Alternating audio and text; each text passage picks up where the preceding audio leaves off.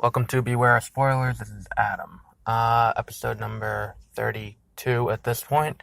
Gonna be talking about a movie that came out today that for some reason the review embargo, well, I see why now. The review embargo was so close to the release date. Christopher Robin, which had no Rotten Tomatoes score despite having 3 reviews. Last night, before I went to see the movie, I bought the ticket like a week ago at this point. So I was planning to go regardless of the score. When that first trailer came out, I had a feeling I knew how the movie was going to end. I can honestly say I was completely wrong in my assessment about what was going to happen. Which, you know what, it's nice to be wrong once in a while. Even though I picked that Jurassic World was going to be identical to The Lost World. I picked that Infinity War was going to end with the snap that wipes out half the universe. After seeing Infinity War, I picked the post-credit scene, and Ant-Man and the Wasp was going to feature a bunch of people getting dusted.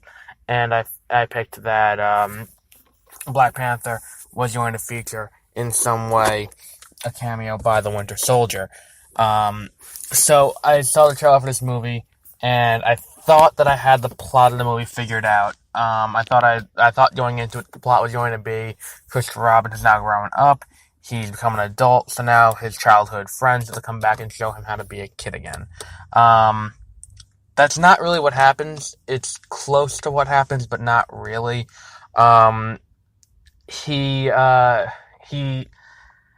basically the first, 10 minutes of the movie can be defined as Christopher Robin.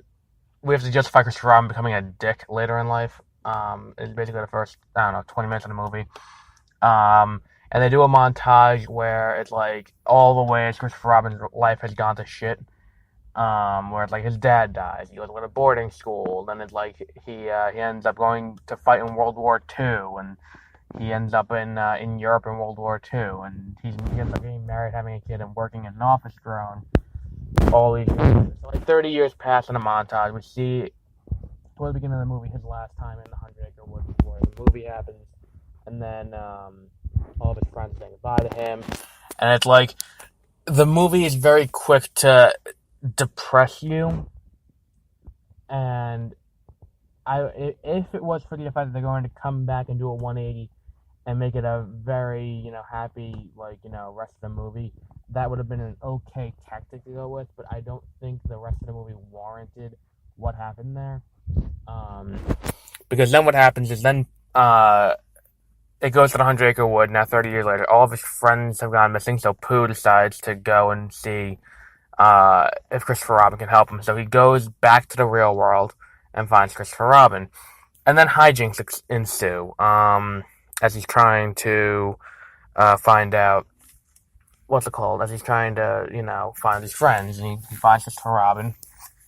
And Christopher Robin goes to take him back to the 100-acre wood. They have to go all the way to Essex. And then they go back to the 100-acre wood, and Christopher Robin relents and decides to help Pooh find his friends, despite the fact that he has to work.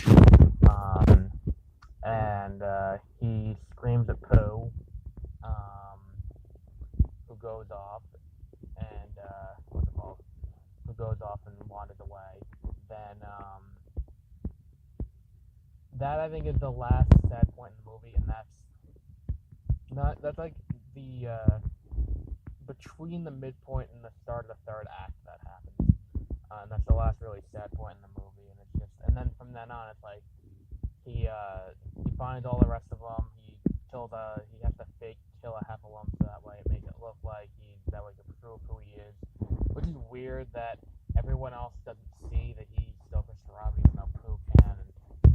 So it just needed to kill another 10 minutes of screen time, I guess, by having that scene that went on a little too long. So then he ends up falling asleep, and the next day he's got to go to this big meeting with Mycroft Holmes, and he goes off to he leaves to go do that. Unfortunately, when they cleaned up all of his stuff, they left his papers that he needed for it, and now they need to go and bring the papers to him, and that's where the real that's what the third act's all about. And it's entertaining. This movie, it's entertaining, but it's not like toward the end of the movie, he develops that you don't need to, be constantly working and all that. And the problem with that is there's no catalyst. Like there's no real the movie doesn't go on in a way to show you him earning that realization, because that's a key part of it. Is you can't just have a character who believes something vehemently for 2/3 of the movie, then all of a sudden in the third act it's time for them to have a realization, so they have the realization. There needs to be something there to push them along. And even up until he leaves the 100 Acre Wood, he's he's still the guy who cares all about. I gotta go, I gotta go, I gotta go. So he runs off. Then it's like his wife confronts him at the house. She sees him there, and she's like, "Well, why do you have to go?" And he's like, "Well, I have to." And it's like, so up until being on the train, he doesn't have these realizations. He doesn't have a realization, and at the end he does. And it doesn't feel like anything developed up until that point to make that uh, change feel natural. Um, which really I think is one of the bigger problems I have with this movie, is that if you're going to do this, is like it's a standard character arc when you're doing something like this, where it's like character has a fundamental belief that's wrong, then he's gonna reunite with someone from his past to show him how he's been thinking wrong the whole time, and then he has an epiphany, and the epiphany helps in the third act to help him along with the problem that he's confronted in the present, which they miss the fundamental part of the story of where the development comes from to make him feel like he needs to move on and change his way of thinking, which I feel like an extra 20 minutes of screen time that if you didn't devote it to what's it called? If you didn't devote it to oh my god, if you took out some of the tragic backstory, like they lay it on thick. His dad dying when he was very young could have been omitted. You could just have him come back from the war, and that could have changed him, which would have been a totally okay thing and completely understandable if he went away to World War II and then he came back and he was a changed person, because that happened to people. People went away and fought in this war and saw things, and they saw the brutality of humanity, and then they fundamentally changed. But so you can omit the father dying. That would have saved you an extra minute and a half. If you cut down the scene of him fake fighting the Heffalump to prove who he is, and just have it where it's like they can all recognize him the same way Winnie the Pooh can, because he looks the same in the eyes, which would have been fine too. But they kept that in. That's too long, and all of that could have been used to further develop the fact that you could have had him change, and you could have had him, like, the moment where he makes the decision to go into the 100 Acre Wood against his better judgment and against what he should be doing for his job, should be the moment where after that point he's not going to make any of these decisions to go back to his job again. Like, I get that you need to have him go back to the job after he sleeps in the 100 Acre Wood to kind of push along and have a resolution to the plot, and that's fine, because like it or not, you still need a job if you don't want to devote 100% of your effort to it. But if the scene of him going off on Poe, it just seems, I wouldn't say out of character, because this Christopher Robin in this movie is a dick. I don't think it's out of character for him to go off on Pooh. That said, it's unnecessary, and it creates a level of drama that's not needed. Because when you go to see a movie like this, I don't want it's the same problem people had with Batman v Superman, where it's like, I'm not going to see Batman and Superman being a mopey dickhead. That's what this movie is. I didn't want to see Christopher Robin for 2/3 to almost the entire movie be a mopey dickhead. And it wasn't until what's it called? It wasn't until his wife came and his daughter was missing that he turned around, and that's really the only thing that really makes him realize. I guess that's what they were going for. Is that the only thing that can make him realize that he was in the wrong was that um, his daughter went missing. But still, it's not enough. I don't think. Um, so so yeah. I mean, the movie's still got plenty of little nostalgia moments. Chris O'Dowd plays Tigger, and if I didn't see that in the credits, I wouldn't have known that. Toby Jones is who's actually he's one of two cast members from the movie I saw previously, Jurassic World: Fallen Kingdom, who's in this movie.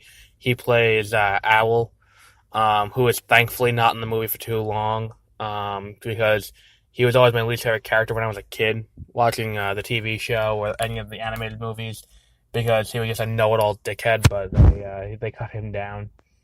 So he's there less. Same thing with Rabbit, who's just a neurotic asshole. And he wasn't there either. And I didn't get the impression ever that Owl and Rabbit were real animals.